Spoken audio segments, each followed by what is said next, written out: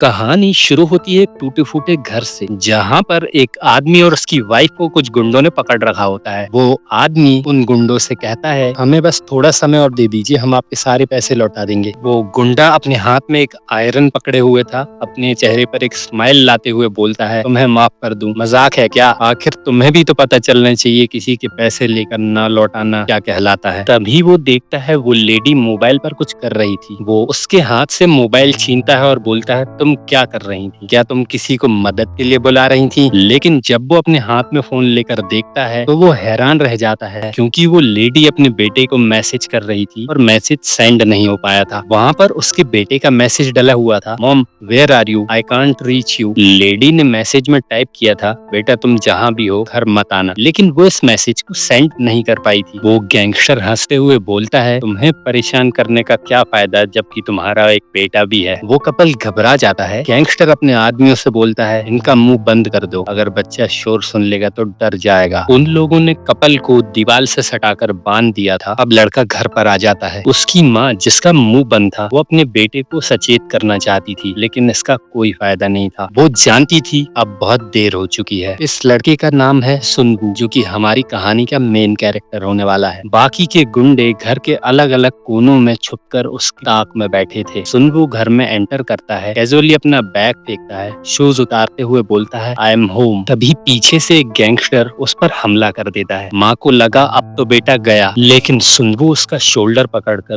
दूसरे हाथ से उसके फेस को क्रश कर देता है। उस गैंगस्टर की हालत कुछ ऐसी थी जो कोई देखना नहीं चाहेगा। लीडर ये सारी चीजें देखकर डर चुका था और वो समझ गया था इस बंदे को वन ऑन वन में नहीं हराया जा सकता। वो अपने सारे बंदों को एक साथ अटैक करने के लिए बोलता है, जरूरत पड़े तो जान से मार दो। दो गुंडे एक साथ हमला करते हैं। सुनबू पहले वाले को डॉज कर दूसरे वाले की रिब्स पर पंच मार देता है। उसके हाथ से वेपन छूट गया। वो कुछ समझ पाता है उससे पहले सुनबू ने एक और पंच उसकी रिब्स पर मार दिया। अब उसकी रिब्स पूरे तरीके से क्रश हो चुकी थी। सुनबू ने अटैकर की किक को ब्लॉक करके उसे एक किक मार दी, जिससे वो नॉकडाउन हो गया। तीन बंदे ऑलरेडी गिर चुके थे। एक बंदा चेयर उठा के ले आया और अनफॉर्चुनेटली चेयर मार भी दी, लेकिन असर जीरो। सुनबू ने उसे ऐसा हिट किया कि वो दीवार से टकराकर बेहोश हो गया। लीडर अब पूरे तरीके से डर चुका था। उसने सोचा वो सुनबू के फादर को हॉस्टेज बनाकर अपना काम निकाल सकता है। वो सुनबू के फादर की तरफ जैसे ही बढ़ता है, सुनबू बीच में आ जाता है। अब सुनबू के हाथ में वही आयरन था जिससे वो आदमी उसके पेरेंट्स को टॉर्चर कर रहा था। सुनबू एक हाथ से लीडर की गर्दन पकड़ता है और दूसरे हाथ से वो आयरन उसके फेस पर हिट कर देता है। एक रैक के साउंड के साथ लीडर की गर्दन टूट जाती है। सुनबू थकान से लंबी सांसें ले रहा था। वो अपने पेरेंट्स के पास आया और उनकी रस्सियां खोलने लगा। वो जाते जाते बोला, अगर हम गरीब न होते तो मुझे लड़ने की जरूरत नहीं पड़ती। इतना कहते ही सुनबू बेहोश हो जाता है। कुछ टाइम बाद मल्टीपल एम्बुलेंस आती हैं उन गैंगस्टर्स को लेने के लिए। डॉक्टर्स भी शॉक्ड थे कि इतने सारे पेशेंट एक साथ कैसे आ रहे हैं। रिसेप्शन के पास एक आदमी सूट बूट पहने, आंखों पर ग्लासेस लगाए खड़ा था। उसने ये नजारा देखा और रिसेप्शनिस्ट से पूछा, ये सब क्या है? रिसेप्शनिस्ट ने कामली जवाब दिया, दरअसल एक हाई स्कूल स्टूडेंट ने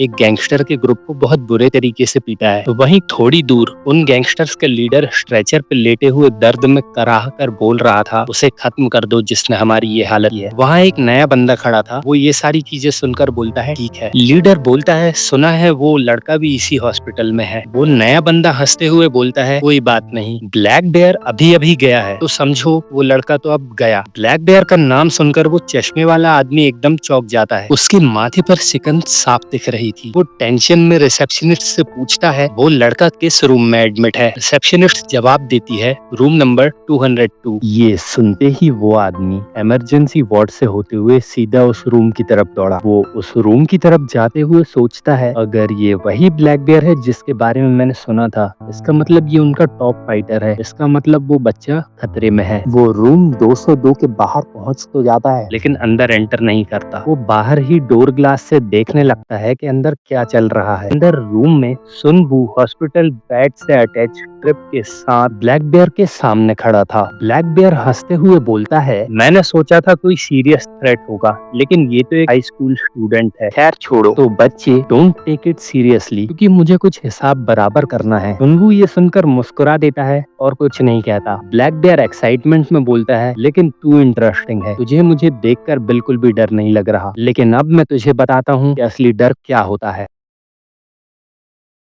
तो दोस्तों आज की वीडियो में बस इतना ही। अगर आपको ये मांगा पसंद आया है और आप चाहते हैं मैं इस मांगा का अगला पार्ट भी लाऊं, तो वीडियो को लाइक कर चैनल सब्सक्राइब करें। और अगर आप कोई राय देना चाहते हैं या अपने दिल की बात कहना चाहते हैं तो कमेंट सेक्शन में कह सकते हैं।